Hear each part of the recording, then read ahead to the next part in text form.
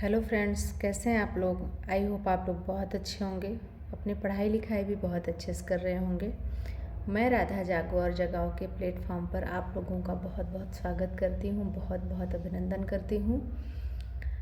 आज हम अपने यारो यारो की कुछ खास वाले कार्यक्रम की श्रृंखला में आगे बढ़ते हुए 2016 में एक प्रश्न पूछा गया था।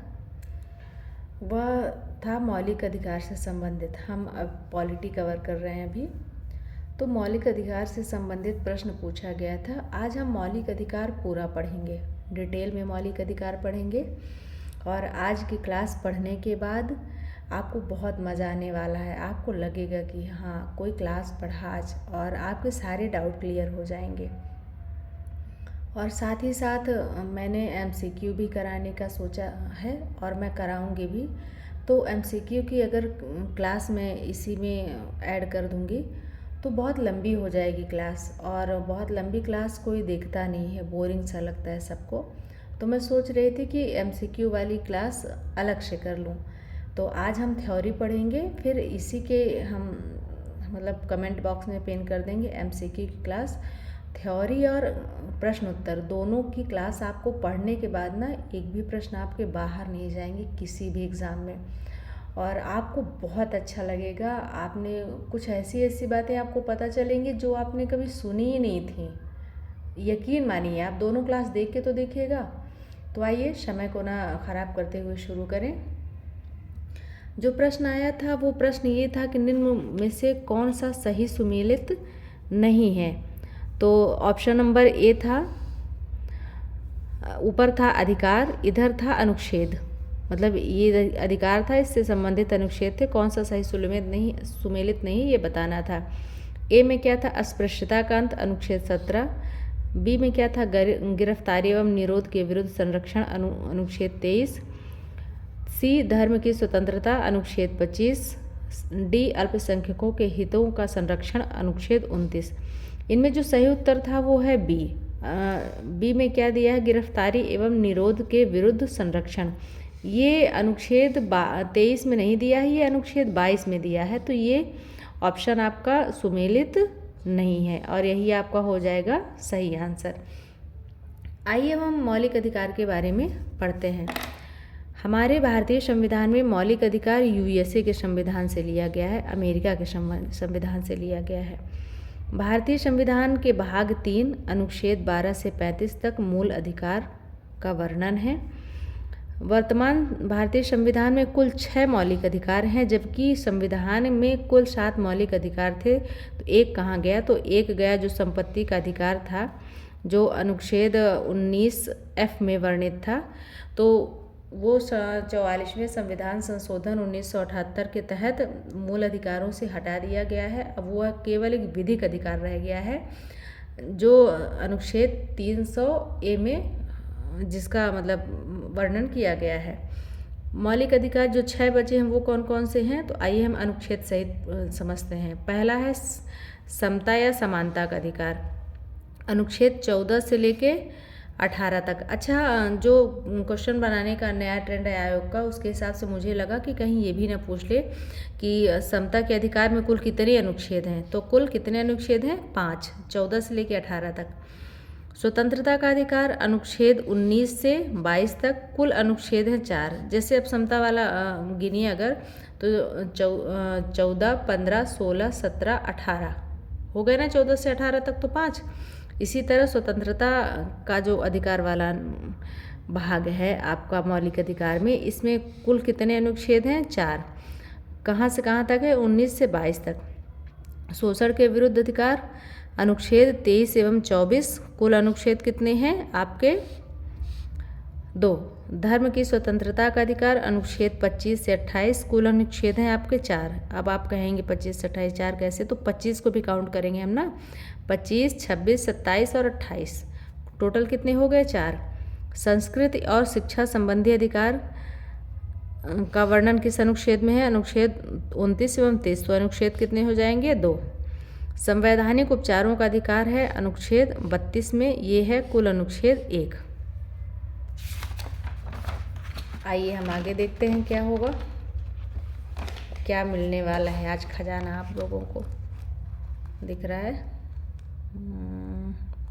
दिख तो रहा है शायद, हाँ दिख रहा है। जो भी मैंने बताया 44वें संविधान संशोधन द्वारा संपत्ति के अधिकार को हटा दिया गया है, यही सब है इसमें, ये बात मैंने बता दी है पहले ही। अनुच्छेद एवं मूल अधिकार, अनुच्छेद 12 में क्या दिया गया है? राज्य शब्द को परिभाषित किया गया है। अच्छा, आज मैं एक नई चीज़ बताती हूँ, कुछ लोग जानते भी होंगे। राज्य शब्द की परिभाषा क्या है? बहुत से लोग समझते हैं कि उत्तर प्रदेश, मध्य प्रदेश, झारखंड, उड़ीसा, बिहार यही सब राज्य हैं। नहीं, राज्य शब्द उन सब को परिभाषित करता है जो मतलब लोक नियोजन के लिए कार्य करते हैं, जो सार्वजनिक काम करते हैं, चाहे वो निजी कंपनियां हो, निजी संस्थान हो, संगठन हो, जो समाज में समाज के लिए कार्यरत हैं, वो सब राज्य कहलाते हैं। जैसे आप कहेंगे कि मैम क्या बैंक अपने आप में एक राज्य है? बिल्कुल, बैंक भी अपने आप में एक राज्य है। तो राज्य की परिभाषा सिर्फ भौगोलिक क्षेत्र से ही नहीं डिसाइड होती है। राज्य की परिभाषा मौलिक अधिकार के संदर्भ में डिसाइड होती है कि जो भी व्यक्ति, संस्थान, संगठन, जो भी अगर सार्वजनिक या देश के लिए कार्य कर रहा है, लोगों के लिए कार्य कर रहा है, वो अपने आप में राज्य है। अनुच्छेद 13 में क्या दिया गया है? मौलिक अधिकारों को कम करने वाली विधियां शून्य होगी। विधियां यानी कानून, यानी जो कानून मौलिक अधिकारों को कम करते हैं वह शून्य होंगे। इसमें नोट है, यह प्रावधान स्पष्ट रूप से न्यायिक समीक्षा का प्रावधान करता है। यानी वो विधियां शून्य, वो कानून ही शून्य हो जाएंगे जो मौलिक अधिकार को कम करते हैं। तो भाई जब कम हो रहा है तो न्यायिक समीक्षा का प्रावधान तो करेगा ही, न्यायालय तो जाना ही पड़ेगा। अगला है इसमें न्यायिक समीक्षा की शक्ति सर्वोच्च न्यायालय अनुच्छेद 32 एवं उच्च न्यायालय अनुच्छेद 226 को है। मतलब अगर आपके मौलिक अधिकारों का हनन हो रहा है तो आप अनुच्छेद 32 के तहत कहाँ जाएंगे? सुप्रीम कोर्ट जा सकते हैं। और अनुच्छेद 226 के तहत कहाँ जा सकते हैं? आप हाई कोर्ट जा सकते हैं। अनुच्छेद 13 में प्रावधान है कि संविधान संशोधन एक कानून नहीं है और उसे किसी भी मूल अधिकार के उल्लंघन के आधार पर चुनौती नहीं दी जा सकती है। मतलब ये 13 में लिखा है। हालांकि सर्वोच्च न्यायालय ने केशवानंद भारती मामले में 1973 में माना है कि किसी भी संविधान संशोधन को इस आधार पर चुनौती दी जा सकती है कि वह किसी मौलिक अधिकार का हनन करता है। इसका सीधा सा मतलब ये है कि अनुच्छेद 13 में यह वर्णन है कि संविधान कोई भी अगर कानून में संविधान संशोधन हो गया है किसी आर्टिकल में, तो वो जो संविधान संशोधन के द्वारा बना कानून है वह कानून नहीं है और उसे मौलिक अधिकार के उल्लंघन के आधार पर चुनौती नहीं दी जा सकती। लेकिन इस बात का खंडन किया है सर्वोच्च न्यायालय ने केशवानंद भारती मामले में 1973 में कि कोई भी संशोधन हो, अगर वो मौलिक अधिकारों का हनन करता है तो उसको चुनौती दी जा सकती है न्यायालय में। अनुच्छेद 14 में क्या है? विधि के समक्ष समानता और कानूनों से समान संरक्षण का अधिकार। मतलब कानून के समान सभी समान हैं, के समक्ष सभी समान है। कानून के सामने सभी लोग समान है, चाहे वो राष्ट्रपति हो, चाहे आम नागरिक हो, चाहे कोई बहुत बड़ा उद्योगपति हो, चाहे कोई मजदूर हो, सभी समान है कानून की नज़र में। अगला है धर्म, मूल, वंश, जाति, लिंग या जन्म स्थान के आधार पर अब भेदभाव नहीं किया जा सकता। कोई कहे कि हम भाई हरियाणा से हैं, कोई कहे कि हम वहाँ से केरल से हैं, तो उसके आधार पर कोई भेदभाव होगा तो ऐसा वर्जित है अनुच्छेद 15 के तहत।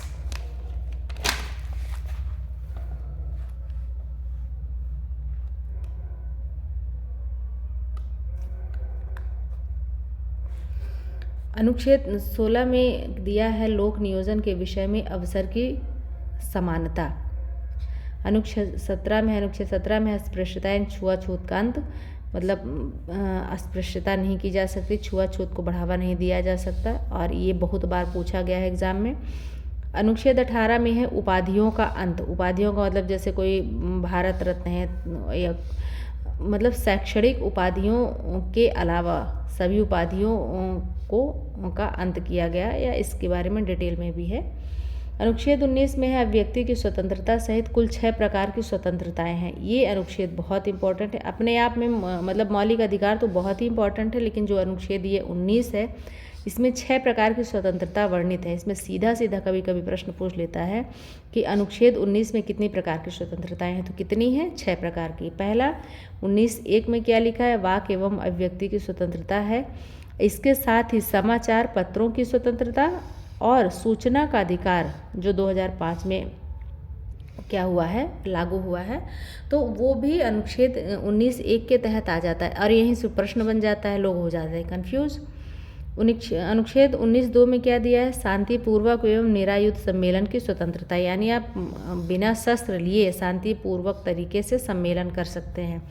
अनुच्छेद 19(23) में दिया है अनुच्छेद 19(3) में दिया है संगम संघ सहकारी सोसाइटी बनाने की स्वतंत्रता, यानी आप संघ कर सकते हैं। देखिए सम्मेलन और संघ में अंतर होता है ना, संघ बनाया जाता है और सम्मेलन सब लोग मिल बैठ के मिलते हैं या मिलन करते हैं।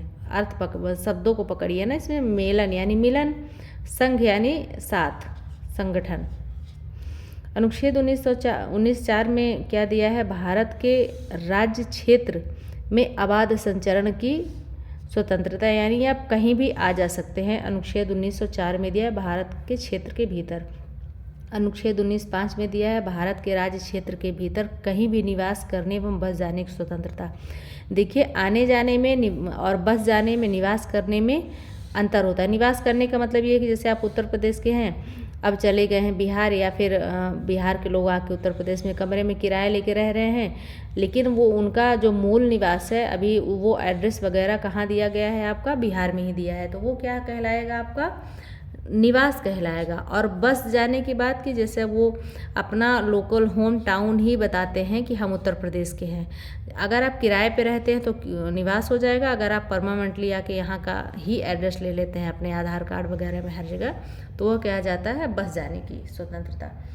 अनुच्छेद 19(6) कोई वृत्ति या व्यवसाय या व्यापार करने की स्वतंत्रता, यानी मतलब आप स्वतंत्र हैं कि आप कौन सा व्यवसाय करेंगे, कौन सा बिजनेस करेंगे। अनुच्छेद 20 में है अपराधों के लिए दोष सिद्धि के संबंध में संरक्षण कि इसका मतलब ये है कि आपको आपके खिलाफ मतलब गवाही देने के लिए बाध्य नहीं किया जाएगा।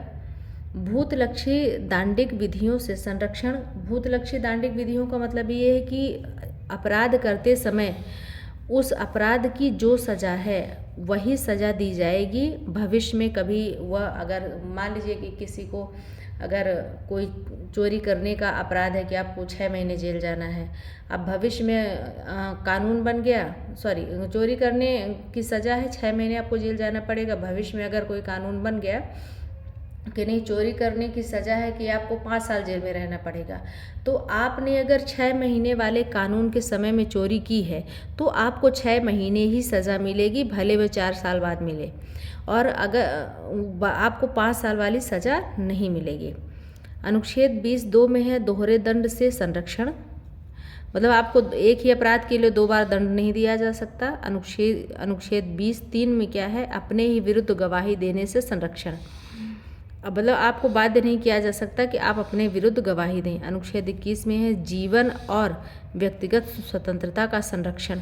अच्छा, एक जो कॉमन सा शब्द है कि आपको जीवन जीने के अधिकार में क्या आत्महत्या करने का भी अधिकार वर्णित है? नहीं, जीवन जीने के अधिकार में आर्टिकल 21 के तहत आपको अपने जीवन समाप्त करने का अधिकार नहीं दिया गया है, वह अपराध में काउंट किया जाता है। अनुच्छेद 21(a) में क्या दिया है? 6 से 14 वर्ष के बच्चों को निःशुल्क एवं अनिवार्य शिक्षा का अधिकार दिया गया है। और अनुच्छेद 22 में दिया गया गिरफ्तारी एवं निरोध के खिलाफ संरक्षण। इसका मतलब ये है कि अगर आपको गिरफ्तार किया गया है तो आपको गिरफ्तारी का कारण बताया जाएगा, आपको आपके मन मुताबिक वकील करने का अधिकार है आपको, और अगर आपको 24 घंटे के भीतर आपको मजिस्ट्रेट के सामने सशरीर उपस्थित करना पड़ेगा जिन्होंने गिरफ्तार किया है आपको। अनुच्छेद 23 में क्या है? मानव तस्करी एवं बंधुआ मजदूरी का निषेध है। मानव तस्करी मतलब मनुष्यों को बेचना या बंधुआ मजदूरी में किसी को लगाना, यह क्या है? वर्जित है। अनुच्छेद 24 से 14 वर्षों से कम बच्चों को कारखानों, खनन आदि संकटमय स्थानों में काम करने या रोजगार देने से निषेध है। आप ये थोड़ा सा लोग यहाँ पे कंफ्यूज होते हैं अनुच्छेद 23 और अनुच्छेद 24 में कि मानव तस्करी अनुच्छेद 23 में है कि अनुच्छेद 24 में। तो देखिए आप जो 24 है ना, इसको 14 से रिलेट करिए। यहाँ भी 4 है, यहाँ भी 4 है, 14 और 24। 14 वर्ष से कम आयु के बच्चों को खतरे वाली जगह में काम पर नहीं लगाया जा सकता। अनुच्छेद 25 में धर्म को मानने, आचरण करने एवं प्रचार करने की स्वतंत्रता। आप कोई भी धर्म मान सकते हैं, उसका आचरण कर सकते हैं। आचरण करने का मतलब अगर आप उस धर्म के अनुसार पहनावा पहन सकते हैं और अपने धर्म का प्रचार भी कर सकते हैं, इसकी स्वतंत्रता है। इसी के तहत सिखों को कृपाण धारण करना और रखना भी कहा गया, रखने की भी स्वतंत्रता। अब आप कहेंगे धारण करने और रखने में क्या अंतर है मैम? देखिए, धारण करना कि आप अपने शरीर के साथ लेके चल रहे हैं, रखने का मतलब आप अपने घर में भी रख सकते हैं उसको। और अनुच्छेद 26 में धार्मिक कार्यों के प्रबंधन की स्वतंत्रता, यानी कोई अगर आप धार्मिक कार्य कर रहे हैं तो उसके प्रबंधन की स्वतंत्रता आपको है, उसकी व्यवस्था आप कर सकते हैं। वीडियो थोड़ा सा हो सकता है लंबा जाए, रोज़ की अपेक्षा। घबराएं नहीं, अब कोई चीज़ अच्छी मिलेगी तो उसमें थोड़ा समय तो लगेगा ना। मैं वैसे भी इसीलिए स्पीड में ही बोल रही हूँ ताकि जल्दी हो जाए। अनुच्छेद 27 में है किसी विशिष्ट धर्म की अभिवृद्धि के लिए करों के विषय में स्वतंत्रता। अगर कोई विशेष धर्म है उसको बढ़ाने के लिए आप करों के विषय में विशेष स्वतंत्रता है, यानी टैक्स के विषय में विशेष स्वतंत्रता है। अनुच्छेद 28 है कुछ शिक्षा संस्थानों में धार्मिक शिक्षा या धार्मिक उपासना में उपस्थित होने के विषय में स्वतंत्रता, यानी आप उपस्थित भी हो सकते हैं धार्मिक उपासना या धार्मिक मतलब शिक्षा संस्थाओं में धार्मिक शिक्षा या धार्मिक उपासना में आप उपस्थित हो सकते हैं, इसकी स्वतंत्रता आपको है। अनुच्छेद 29 में है अल्पसंख्यकों को शिक्षण संस्थान स्थापित करने और संचालित करने का अधिकार है। जो अल्पसंख्यक समुदाय हैं उनको अपने शिक्षण संस्थान स्थापित करने और संचालित करने का अधिकार है। अनुच्छेद 32 में क्या है? संवैधानिक उपचारों का अधिकार। अनुच्छेद 32 के संवैधानिक उपचारों का अधिकार में कई रिट हैं, लेकिन अगर हम रिट को पढ़ेंगे तो बहुत लंबा हो जाएगा, इस वजह से रिट हम किसी और दिन पढ़ेंगे जब रिट वाला टॉपिक आएगा तब। अनुच्छेद 23 में है यह अनुच्छेद संसद को ऐसे कानून बनाने का अधिकार देता है जो सशस्त्र बलों, ध्यान रखिएगा, पुलिस बलों, खुफिया एजेंसियों या सार्वजनिक व्यवस्था के रखरखाव के लिए नियुक्त समान बलों के सदस्यों के लिए कुछ मौलिक अधिकारों के आवेदन को प्रतिबंधित करता है। यानी अनुच्छेद 33 क्या कहता है कि देश की सुरक्षा के लिए, देश के हित में के लिए पुलिस बलों, सशस्त्र बलों और खुफिया एजेंसी में जो लोग काम करते हैं या सार्वजनिक व्यवस्था में जो लोग काम करते हैं उनके कुछ मौलिक अधिकार निलंबित रहते हैं। अनुच्छेद 34 में है यह अनुच्छेद भारत के क्षेत्र के भीतर किसी भी क्षेत्र में मार्शल लॉ के संचालन के दौरान, जब मार्शल लॉ लगा है भारत क्षेत्र के भीतर कहीं भी, तो आपका जो मौलिक अधिकार है वह प्रतिबंधित हो सकता है या हो जाता है। अनुच्छेद 34 ये कहता है। अनुच्छेद 35 कहता है यह स्पष्ट करता है कि कुछ मौलिक अधिकारों को लागू करने के उद्देश्य से कानून बनाने का अधिकार केवल संसद के पास है। किसके पास है? केवल संसद के पास है। यह इन अधिकारों की प्रकृति और उनके उल्लंघन के लिए दंड के संबंध में पूरे भारत में एकरूपता सुनिश्चित करते हैं।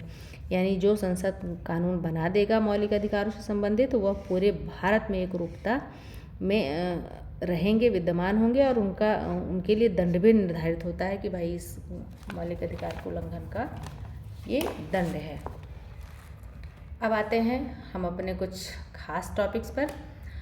इन्हें मौलिक अधिकार क्यों कहा जाता है? इन अधिकारों को आखिरकार मौलिक अधिकार क्यों कहा जाता है? इसका जवाब है क्योंकि इन अधिकारों को लोकतांत्रिक समाज में व्यक्तियों के कल्याण और सम्मान के लिए मौलिक एवं आवश्यक माना जाता है। अब आप बताइए, आपको जीवन जीने की स्वतंत्रता ना हो, आपके बोलने की स्वतंत्रता ना हो, आपको अपने धर्म मानने की स्वतंत्रता ना हो, घूमने की स्वतंत्रता ना हो, तो फिर आपकी मूल आवश्यकताएं ही खत्म हो जाएंगी। अगला नोट है संपत्ति के अधिकार को प्रारंभ में अनुच्छेद 19(1)(f) के अंतर्गत रखा गया था, किंतु 44वें संविधान संशोधन 1978 के द्वारा हटा दिया गया है। अब संपत्ति का अधिकार एक विधिक अधिकार के रूप में अनुच्छेद 300(a) में निहित है। ये मैं बात पहले भी बता चुकी हूँ। अगला है मूल अधिकारों की प्रमुख विशेषताएं। मूल अधिकारों में से कुछ मौलिक अधिकारों में से कुछ मौलिक अधिकार केवल नागरिकों के लिए उपलब्ध हैं, जबकि कुछ अन्य अधिकार सभी के लिए उपलब्ध हैं, चाहे नागरिक हो, विदेशी हो या कानूनी व्यक्ति हो। ये दो जो लिखे हुए हैं हेडलाइन, ये आपके लिए होमवर्क है। मैंने कहा था ना मैं होमवर्क भी दूंगी। ये आपको सर्च करके कमेंट बॉक्स में कमेंट करना है। आप लोग होमवर्क नहीं करते तो बहुत आलसी हो। केवल भारतीयों को कौन से मौलिक अधिकार दिए जा रहे हैं और नागरिक और विदेशी दोनों को कौन से मौलिक अधिकार दिए जा रहे हैं, ये आपके लिए होमवर्क है। अगला है, ये अधिकार पूर्ण नहीं है, यानी जो मौलिक अधिकार हैं वो पूर्ण नहीं है बल्कि सीमित हैं, जिसका अर्थ है कि राज्य उन पर प्रतिबंध लगा सकता है। ये अधिकार व्यक्तिगत स्वतंत्रता और सामाजिक आवश्यकताओं के बीच संतुलन बनाते हैं।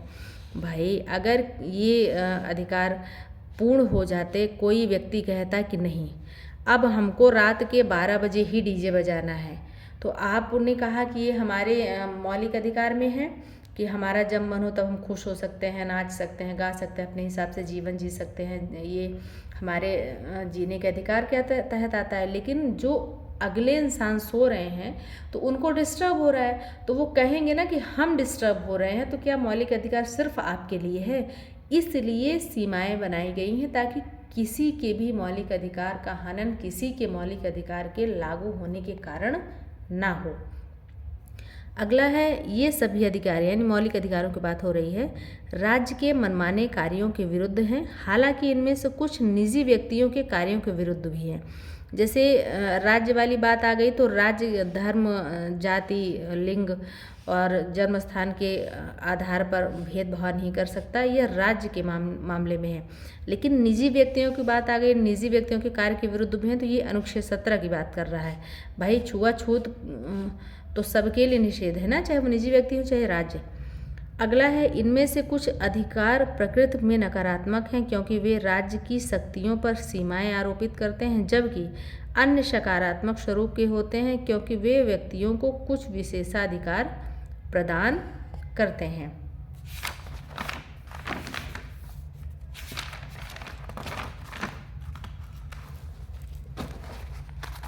आप लोग घबराइए नहीं, बिल्कुल परेशान मत होइए। क्लास बहुत लंबी नहीं, मैं छोटी से छोटी करने की कोशिश कर रही हूँ अपनी तरफ से। हाँ, दिख तो रहा है ना। अगला पॉइंट है, ये न्यायालयों द्वारा प्रवर्तनीय है जिससे नागरिक अपने अधिकारों के हनन होने पर कानूनी उपाय के लिए सीधे न्यायालय जा सकते हैं। इससे यह सुनिश्चित किया जाता है कि व्यक्तियों की न्याय तक पहुंच हो और वे सरकार को अपने कार्यों के लिए जवाबदेह ठहरा सके। देखिए, इतना डिटेल में पढ़ना इसलिए ज़रूरी है क्योंकि RO 2023 का पेपर देखते हुए अब आपको डीप में स्टडी की ज़रूरत है। अब आपका सिर्फ लूसेंट घटना चक्र से एग्ज़ाम नहीं निकलने वाला। घबराइए नहीं, परेशान मत होइए, और जितना डीप पढ़ेंगे एक बार पढ़िए, अच्छा पढ़िए, उसी चीज़ को बार बार पढ़ने से बेहतर है। अगला पॉइंट है, मौलिक अधिकार सर्वोच्च न्यायालय द्वारा संरक्षित और सुरक्षित हैं। ये एज इट इज़ प्रश्न आता है कि मौलिक अधिकार किसके द्वारा संरक्षित है और सुरक्षित है। सुरक्षित अर्थात पीड़ित व्यक्ति उच्च न्यायालय के विरुद्ध, अगर यही तर्क में पूछ लिया, पीड़ित व्यक्ति उच्च न्यायालय के विरुद्ध ज़रूरी अपील किए बिना सीधे सर्वोच्च न्यायालय में जा सकता है या नहीं। अगर आप नहीं पढ़े रहेंगे क्या जवाब देंगे? तो जा सकता है। अगर उच्च न्यायालय ने कोई डिसीजन दे दिया तो बिना अपील के सर्वोच्च न्यायालय में जा सकता है उसके विरुद्ध, उच्च न्यायालय के विरुद्ध। अगला है, इन अधिकारों को स्थायी नहीं माना गया है, अर्थात इन्हें संसद द्वारा संविधान संशोधन प्रक्रिया के माध्यम से संशोधित किया जा सकता है, बशर्ते कि ऐसे संशोधन संविधान की मूल संरचना का उल्लंघन न करें। यानी ये जो मौलिक अधिकार हैं वो स्थायी नहीं है, इनमें संशोधन हो सकता है, लेकिन इसकी एक शर्त है, उन संशोधनों के कारण मौलिक जो संविधान का जो मूल रूप है, मूल ढांचे में परिवर्तन ना हो, उसका उल्लंघन ना हो। अगला पॉइंट है, इन अधिकारों में से अधिकांश सीधे तौर पर लागू करने योग्य हैं, जबकि अन्य को विशेष रूप से उन्हें प्रभावी करने के लिए बनाए गए कानून के आधार पर लागू किया जा सकता है। पूरे हाँ, ये तो मैंने अभी अनुच्छेद 35 पढ़े थे हम ना, ये विशेषता में आ जाता है। अगला है, मौलिक अधिकारों का महत्व। क्या महत्व है मौलिक अधिकारों का? क्या आप लोगों को दिख रहा है? दिख रहा है। पहला है, ये राज्यों की तानाशाही पर नियंत्रण रखकर व्यक्तिगत स्वतंत्रता और कानून के शासन की रक्षा करते हैं। दूसरा है, मौलिक अधिकार सामाजिक न्याय की नींव रखते हैं और व्यक्तियों की गरिमा सुनिश्चित करते हैं। ये अल्पसंख्यकों और कमज़ोर वर्गों के हितों की रक्षा करते हैं। इस प्रकार सामाजिक न्याय को भी बढ़ावा मिलता है। आर्टिकल 15 की बात है ये।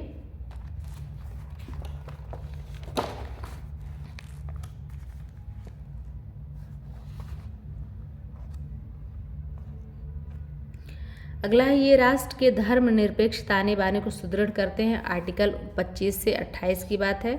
मौलिक अधिकार लोकतांत्रिक व्यवस्था की आधारशिला निर्मित करते हैं और लोगों को राजनीतिक प्रशासनिक प्रक्रिया में भाग लेने का अवसर प्रदान करते हैं। ये जो समानता के अधिकार की बात है, शोषण के विरुद्ध अधिकार की बात है, ये सब आर्टिकल उसी में है। मौलिक अधिकारों की आलोचनाएं एवं सीमाएं, सामाजिक और आर्थिक अधिकारों का अभाव। चूँकि देखिए, कोई भी मौलिक अधिकार में आर्थिक बात नहीं कही गई है। एक आर्टिकल था भी, उसको भी भगा दिए हैं, वहाँ से हटा दिए हैं। दूसरा है अस्पष्टता, सार्वजनिक व्यवस्था, अल्पसंख्यक उचित प्रतिबंध। जो अस्पष्टता है ना, कि सार्वजनिक व्यवस्था शब्द का कोई स्पष्ट परिभाषा नहीं है, अल्पसंख्यक वर्ग की कोई स्पष्ट परिभाषा नहीं है, प्रतिबंध किस टाइप का रहेगा इसका भी परिभाषा नहीं बताया गया है, स्थायित्व तो नहीं है। ये तो पहले हम विशेषता पढ़ चुके कि ये स्थायी नहीं है। जैसे 44वें संविधान संशोधन द्वारा संपत्ति के अधिकार को हटा दिया गया, जो मौलिक अधिकार था। आपातकाल के दौरान निलंबन, आपातकाल के दौरान निलंबन भाग 18 के अनुच्छेद 358 और 359 के तहत किया जाता है, बशर्ते आर्टिकल 20 और 21 को छोड़कर। महंगा उपाय, जो मौलिक अधिकार है उनका बोझ न्यायपालिका पर जाता है और न्यायिक प्रक्रिया काफ़ी महंगी होती है। सबके बस में होता है। आदमी सोचता है कौन एक बार वकील करे, फिर बार बार कोर्ट का चक्कर काटे, इससे अच्छा भैया थोड़ा सा अत्याचार ही सह लो। ये सब चीज़ें होती हैं, तो इसीलिए कहा जाता है ना कि महंगा उपाय है, ये कमी है इसकी।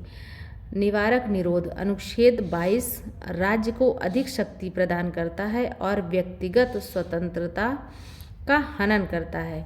सुसंगत दर्शन का अभाव, मौलिक अधिकारों के अध्याय में सुसंगत दर्शन नहीं है। इसमें जो सर आइवर जेनिंग्स ने कहा है, उन्होंने ये कहा कि ये अधिकार किसी सुसंगत आदर्श पर आधारित नहीं है। यहाँ पर आदर्श होगा,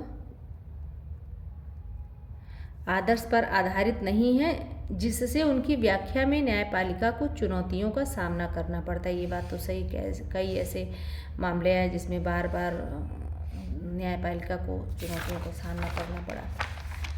तो यहाँ तक हमारी क्लास कंप्लीट होती है। आज हमने मौलिक अधिकार पढ़ा, मौलिक अधिकार का महत्व पढ़ा। देखिए, मौलिक अधिकार एक ऐसा चैप्टर है जिसको 2-4 घंटे भी अगर हम डेप्थ से पढ़ते हैं तो भी शायद कम पड़ेगा, लेकिन आपको उतनी चीज़ें पढ़ा दी गई हैं जो परीक्षा के लिए मोस्ट इम्पॉर्टेंट हैं, और कुछ चीज़ें होमवर्क में दी गई हैं। जो रही बची कसर वो MCQ के माध्यम से पूरी की जाएगी। इसलिए केवल ये क्लास देख के ये मत समझिएगा कि आपके मौलिक अधिकार कंप्लीट हो गए हैं। आपको प्रश्न उत्तर वाली क्लास भी देखनी पड़ेगी, क्योंकि उसमें बहुत अलग अलग हिसाब के प्रश्न उत्तर हैं। और आप लोग शॉर्ट के चक्कर में मत पढ़ा करिए कि हम कितना शॉर्टकट पढ़ लें हमारा तैयार हो जाए। अब जिस हिसाब के क्वेश्चन पेपर बन रहे हैं, तो शॉर्टकट पढ़ने से मुझे नहीं लगता कि सिलेक्शन होगा। अगर आपको लगता है तो आप शॉर्टकट के चक्कर में पड़े रहिए, फिर जब नुकसान होगा, तब जब आपको एहसास होगा, तब तक कहीं बहुत देर ना हो जाए। इसलिए अभी जाग जाइए।